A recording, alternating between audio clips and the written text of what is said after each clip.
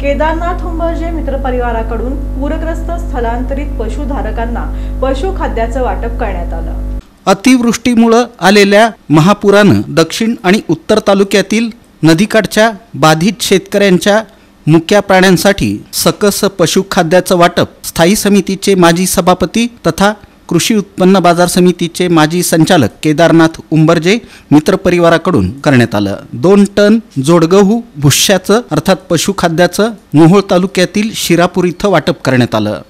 या प्रसंगी बोलताना केदारनाथ उंबरजे म्हणाले की महापुरामुळे अनेकांचं मोठं नुकसान झालेलं आहे। अनेक लोक बेघर झालेले आहेत। जनावरांची उपासमार होत असल्याची माहिती मिळाली। त्याची तत्पर दखल घेऊन संकटातील पूरग्रस्त पशुधारकांना मुक्या प्राण्यांसाठी सकस पशुखाद्य देण्यात आलं। या प्रसंगी सामाजिक कार्यकर्ते अनिल पाटील, नवनाथ मसळकर, अमोल सावंत यांनी आपलं मनोगत व्यक्त करून केदारनाथ उंबरजे मित्रपरिवाराचे आभार मानले।